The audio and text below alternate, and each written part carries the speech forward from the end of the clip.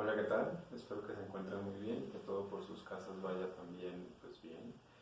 que tengan buena salud y que pues las cosas no estén muy complicadas con su familia y demás situaciones. Hoy vamos a comenzar entonces a hablar sobre el papel de la historia en la filosofía de la ciencia,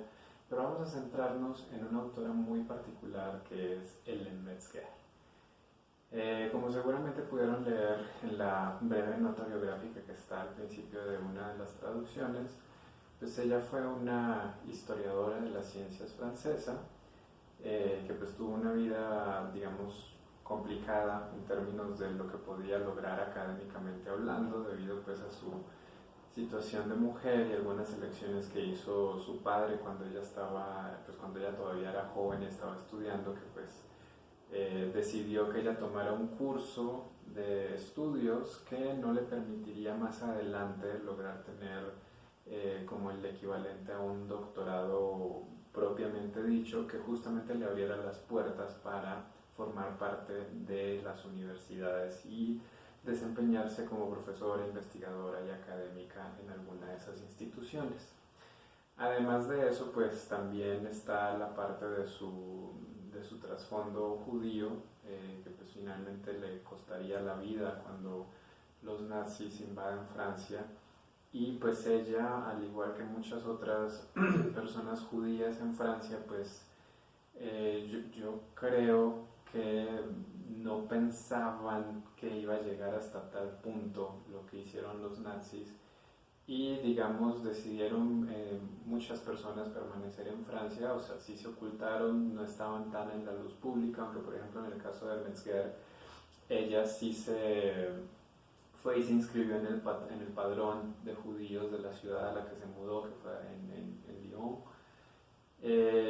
y seguía desempeñando sus actividades de manera pues relativamente normal, hasta que pues, de pronto un día ellos llegan y le dicen, bueno, pues tú te vas,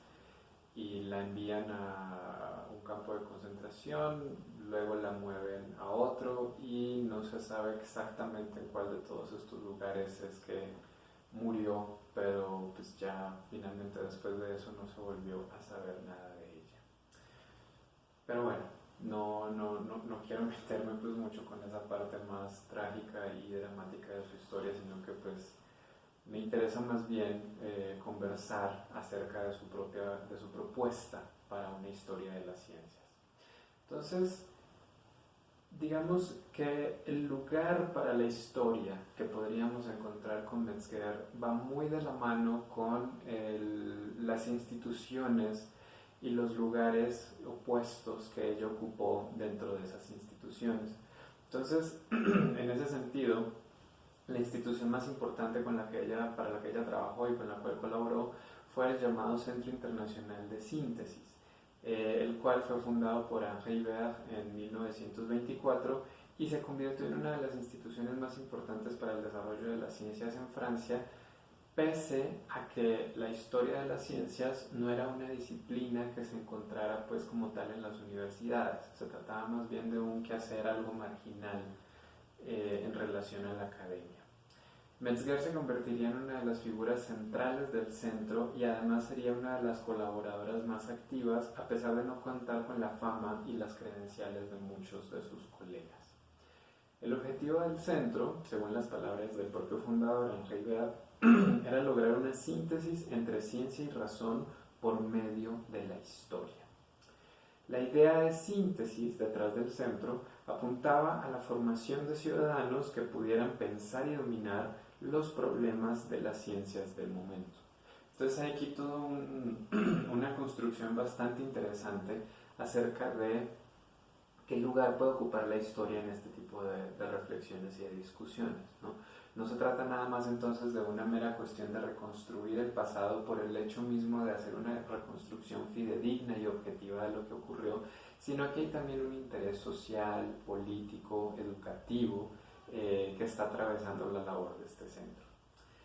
El Centro Internacional de Síntesis vivía principalmente de algunas subvenciones públicas, particularmente del Ministerio de Educación y del Centro Nacional de Investigación, lo cual lo convertiría en algo parecido, por ejemplo, a lo que son el Instituto Mora o lo que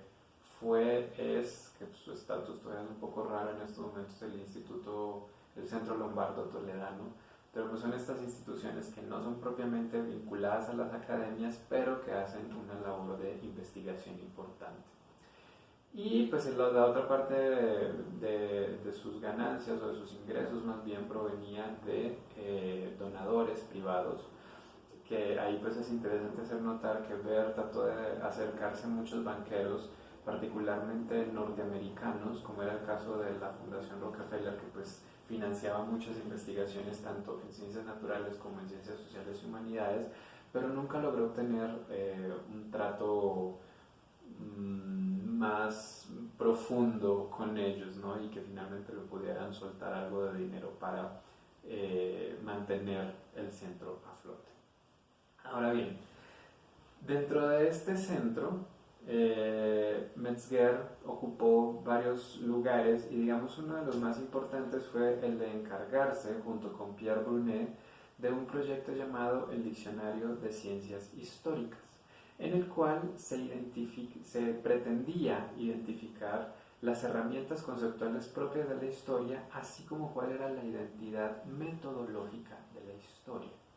Y ese, si ustedes recuerdan el primer texto, que es el de si el historiador de las ciencias debe hacerse contemporáneo de los científicos que estudia,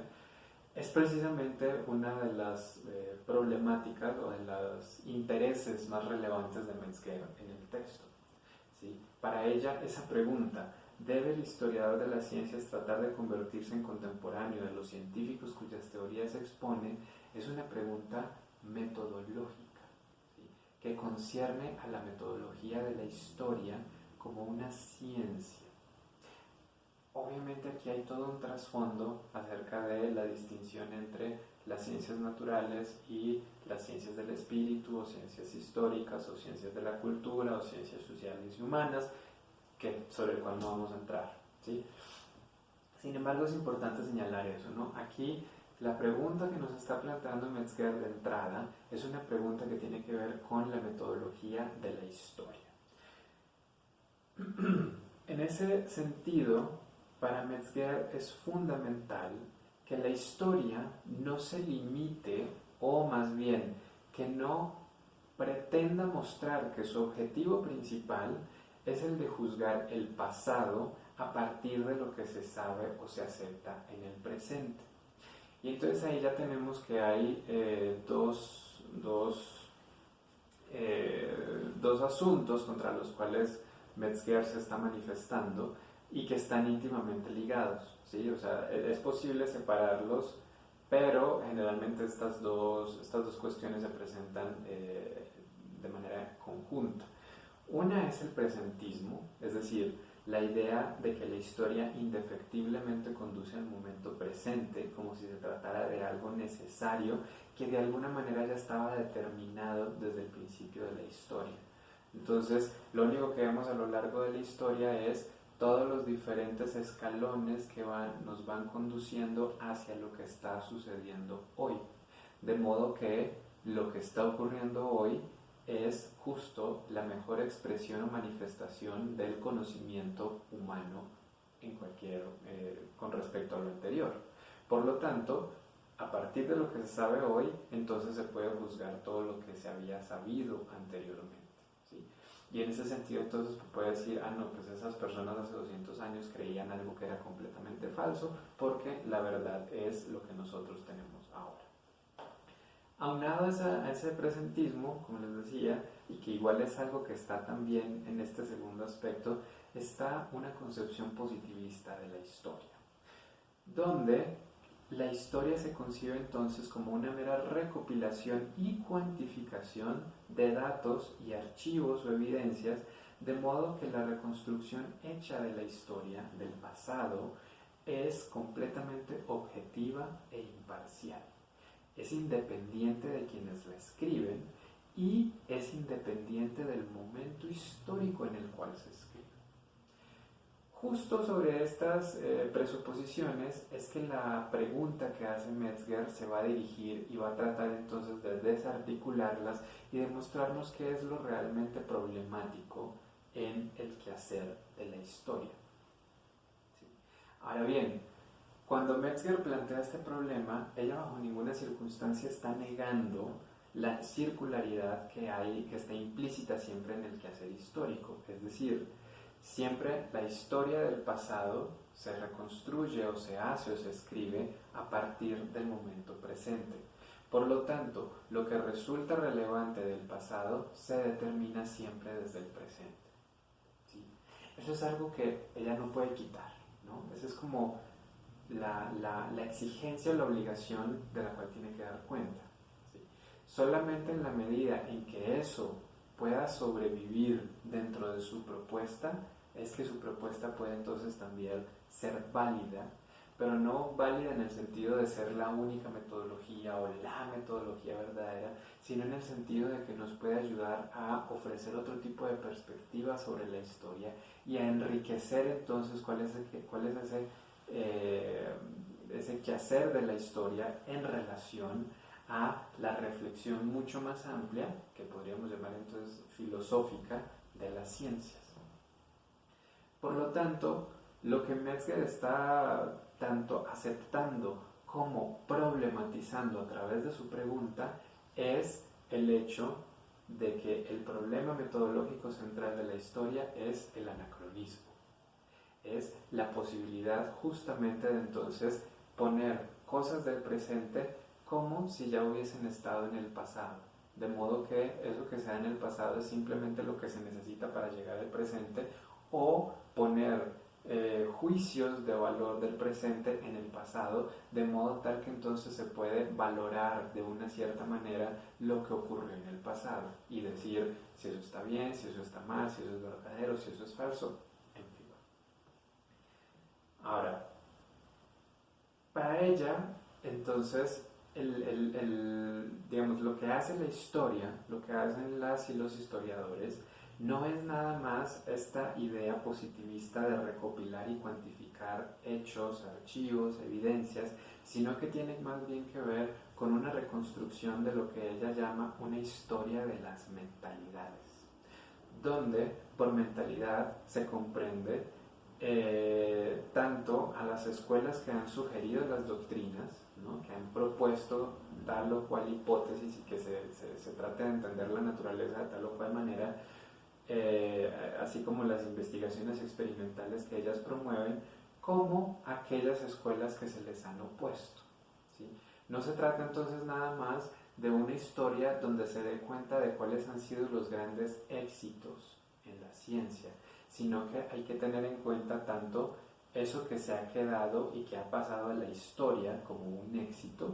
junto con todos aquellos que se oponían a eso. Y entonces lo importante es saber, bueno, pero ¿por qué se le oponían? ¿Qué era lo que estaba ocurriendo en ese momento histórico que precisamente hacía que hubiese personas que no aceptaran esas ideas, a pesar de que para nosotros desde hoy en el presente eso parece ser lo más obvio,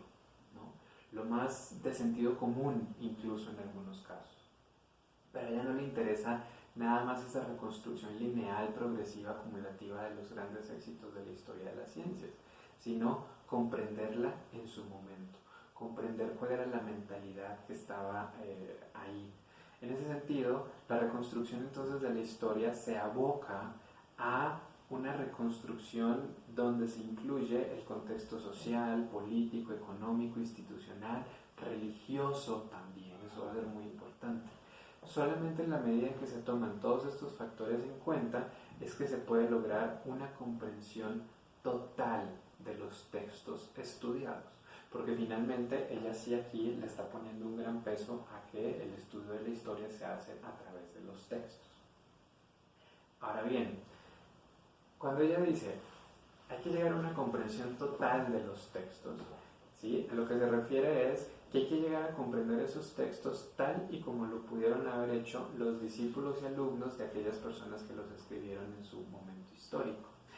Ahora bien, eso no quiere decir que entonces Metzger esté tratando de movilizar una idea de que en los textos hay un significado unívoco,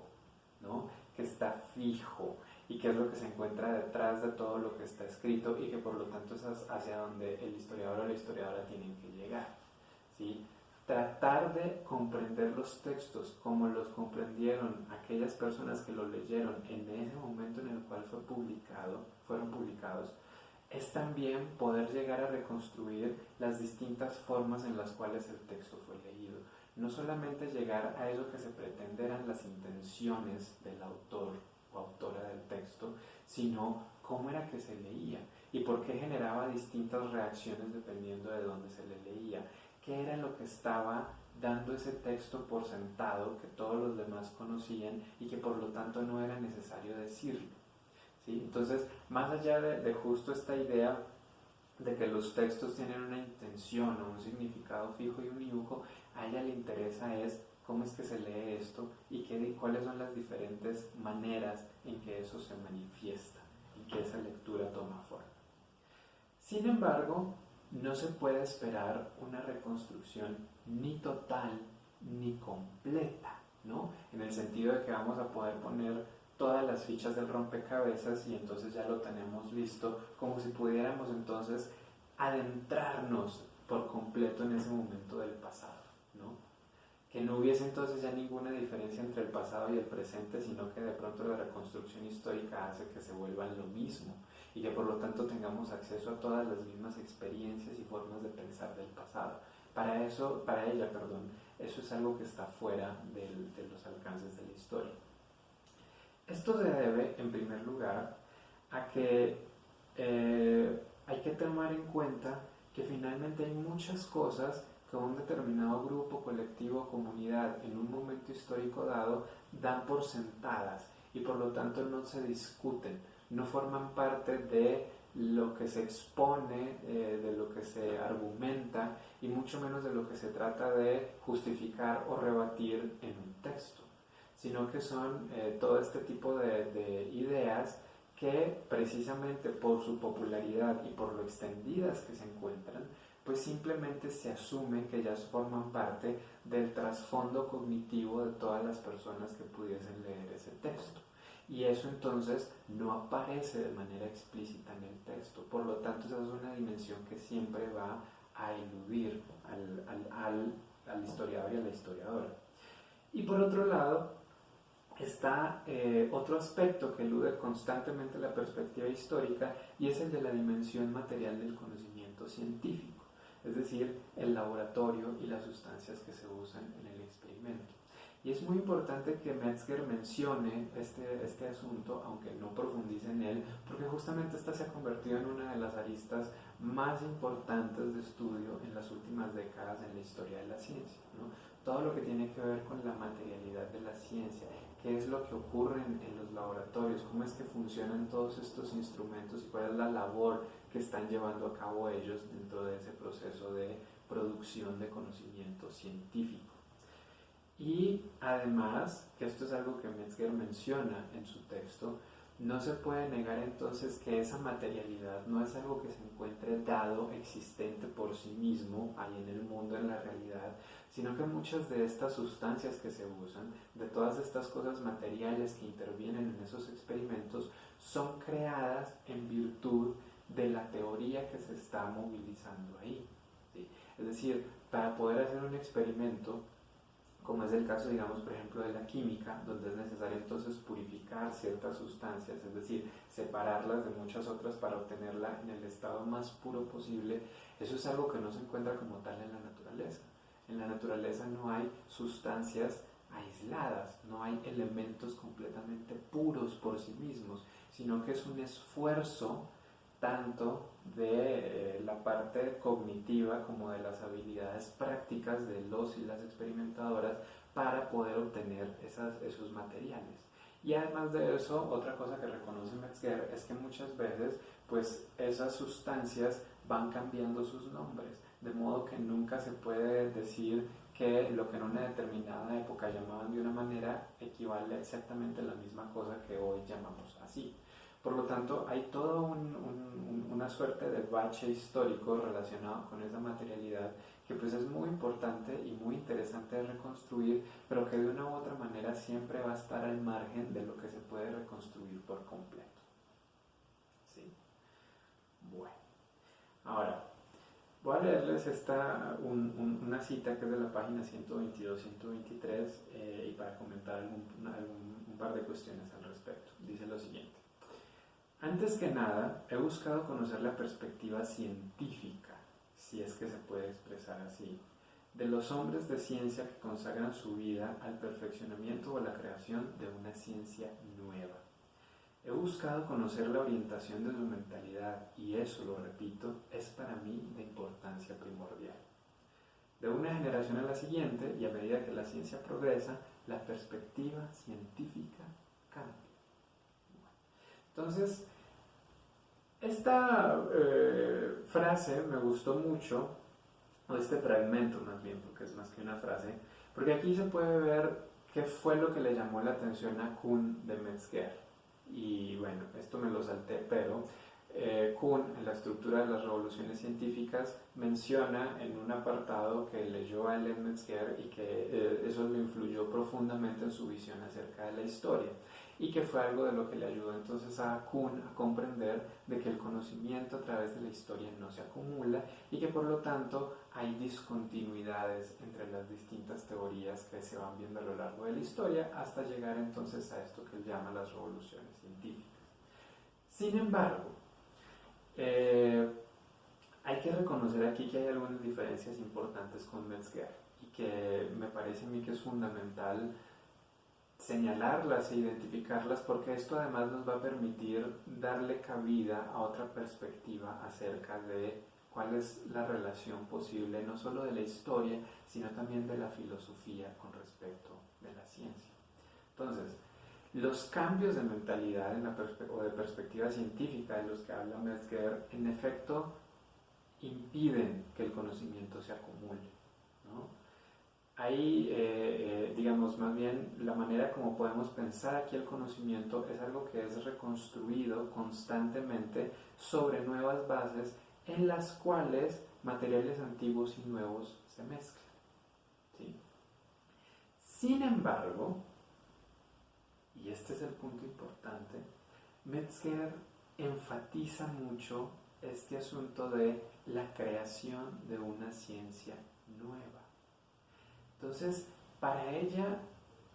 el papel o el lugar que ocuparía la historia en relación a una reflexión filosófica de la ciencia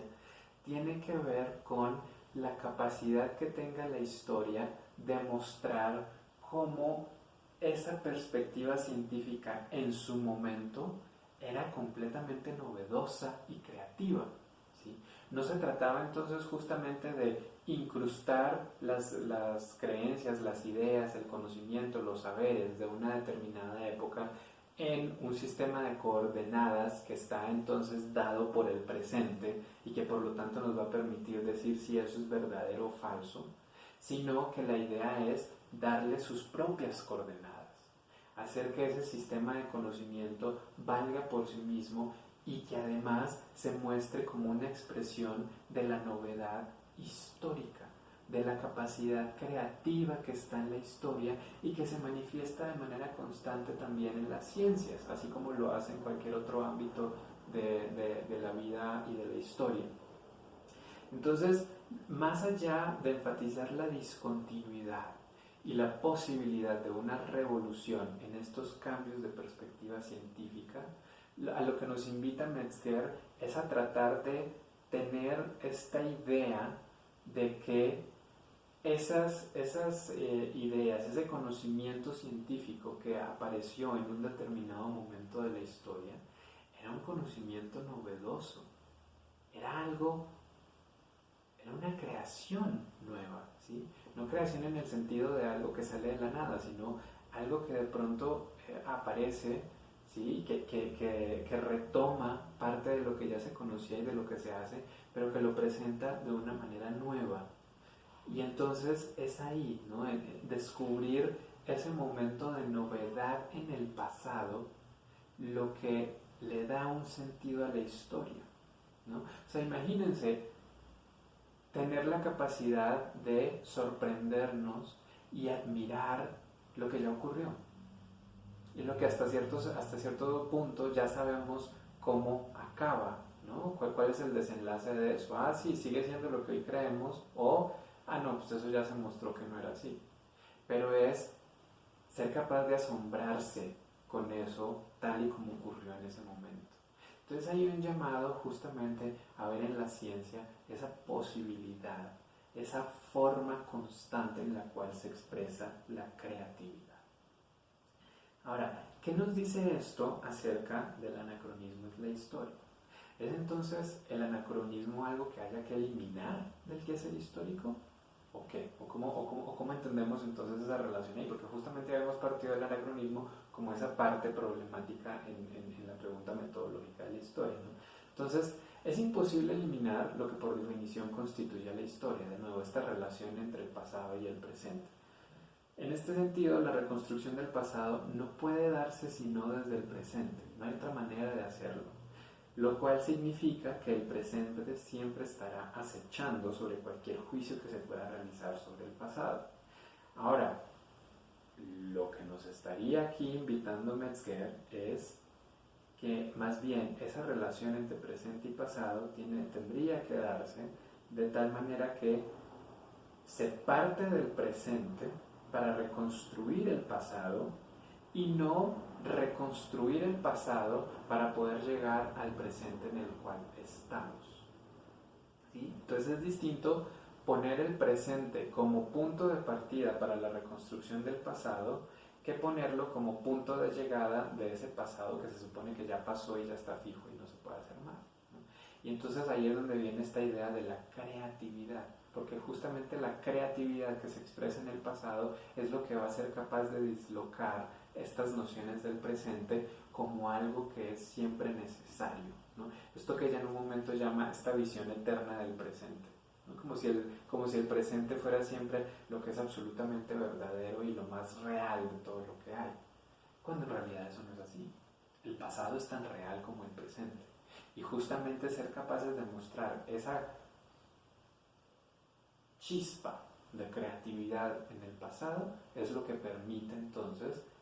que también el presente se pueda comprender de otra manera, porque comprender el presente no como la culminación de toda la historia, sino como algo que sigue estando dentro de ese proceso de cambio y contingencia, pues también nos va a dar herramientas para enfrentarnos a lo que está ocurriendo en